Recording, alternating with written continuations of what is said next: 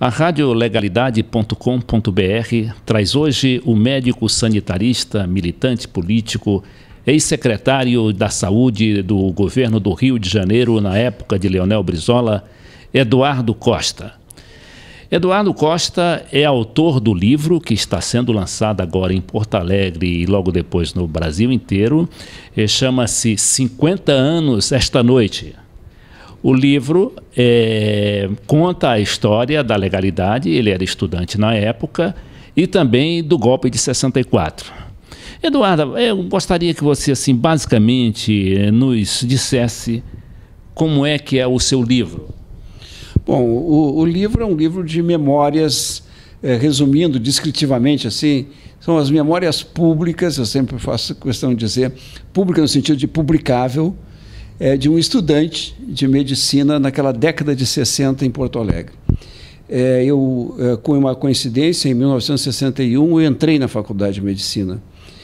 E logo em seguida, já fazia parte, já tinha militância política estudantil. E em 61, aqueles acontecimentos vieram da legalidade, tudo que aconteceu, eu acompanhei nas ruas, basicamente. E organizado dentro dos estudantes, nós tínhamos o nosso QG, era o restaurante universitário, onde todos os dias eram marchas, coisas fantásticas, contando o que foi a mobilização da população e dos estudantes naquele momento para a defesa da legalidade democrática, pela posse do Jango.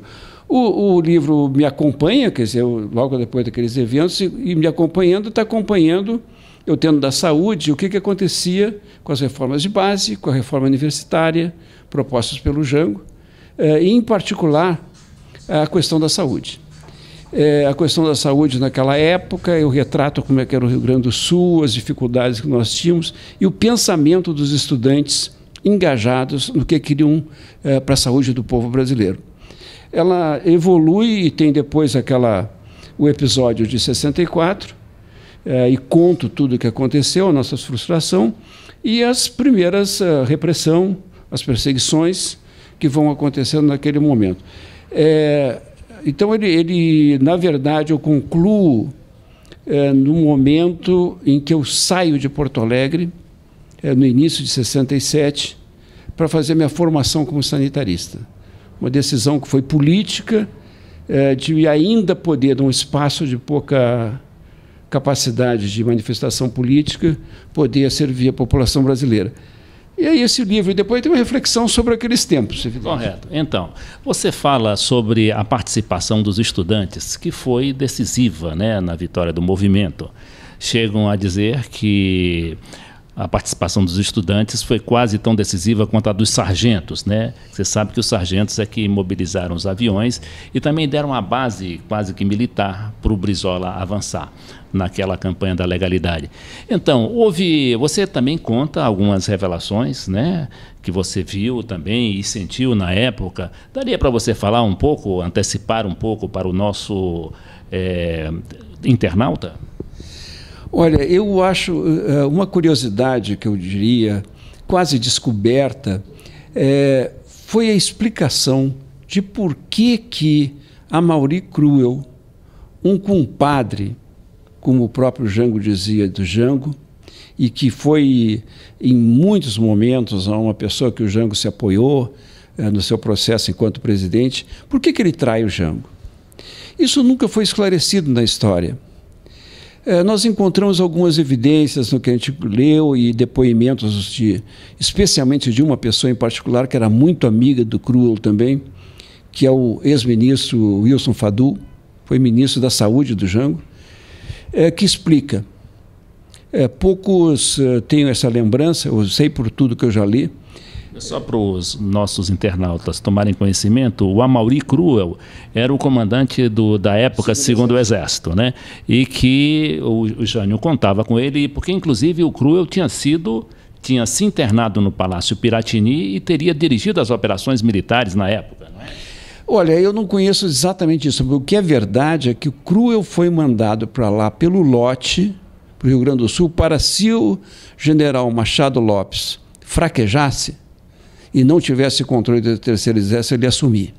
Então, ele não chegou a ter um papel tão relevante naquele episódio, mas ele era só saber que ele estava dentro do palácio para, se tivesse alguma coisa errada acontecer, se ele assumir, é importante.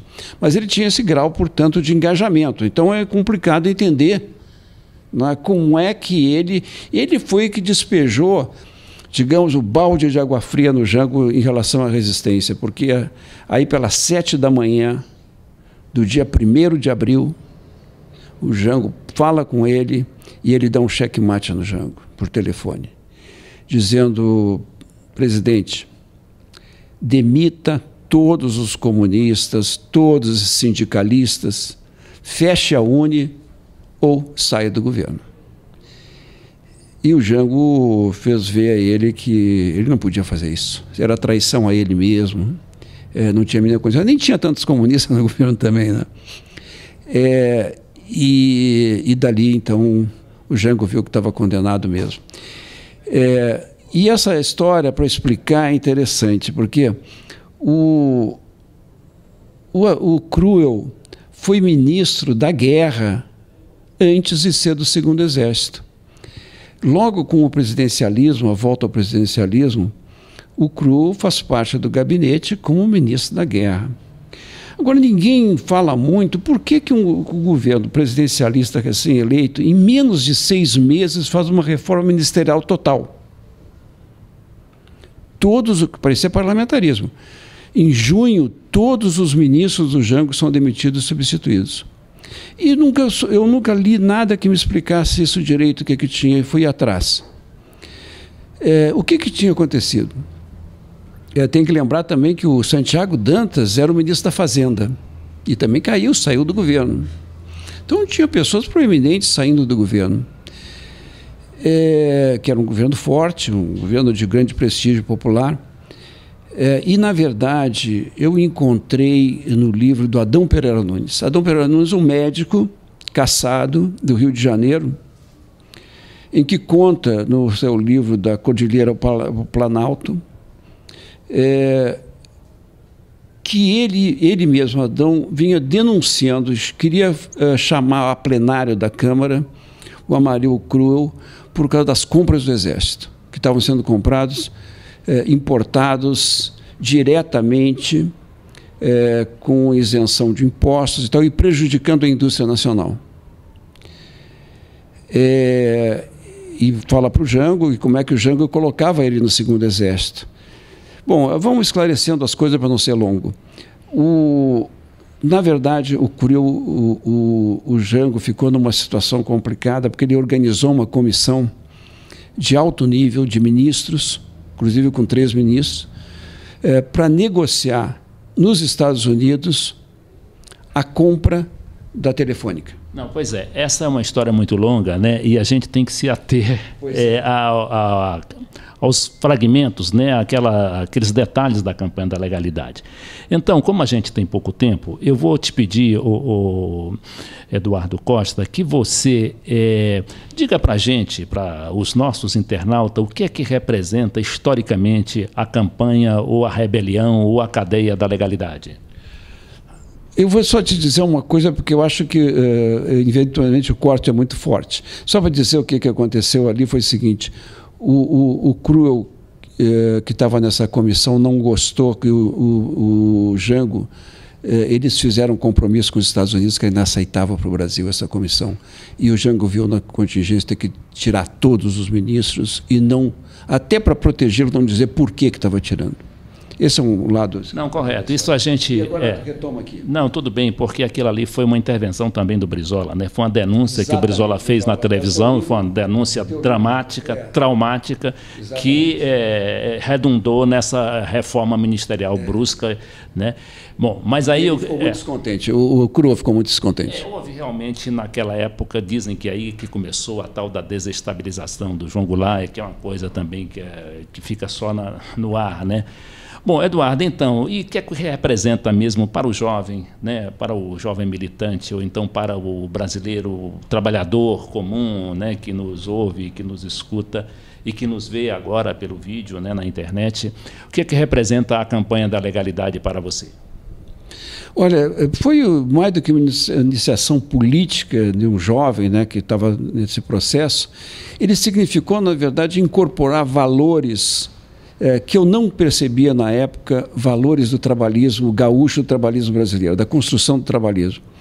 Porque o que se passou, especialmente logo depois da legalidade, e junto com ela, mostrou a força da participação popular e, em especial, algumas bandeiras trabalhistas que vão com Getúlio, que antecedem mesmo a próprio Getúlio, né, que vem desde o cacilismo, do Partido Republicano do Rio Grande do Sul, é entender essas questões sobre porquê das encampações, quer dizer, o projeto econômico para o Brasil, dentro daquele momento e que se prolonga hoje, as necessidades do Brasil e do povo brasileiro foram identificadas pelo trabalhismo, muito bem trabalhadas, e hoje ele ainda conserva essa história fantástica de defesa do país, defesa dos trabalhadores, num partido que a gente pode dizer que já contribuiu muito para a história do Brasil e vai continuar a contribuir. Nós entrevistamos o médico sanitarista, militante político, ex-secretário de Saúde do governador Leonel Brizola no Rio de Janeiro, Eduardo Costa, que acaba de escrever e está editando, e as livrarias deverão receber logo, logo, o livro 50 anos nesta noite, em homenagem aos 50 anos da campanha da legalidade.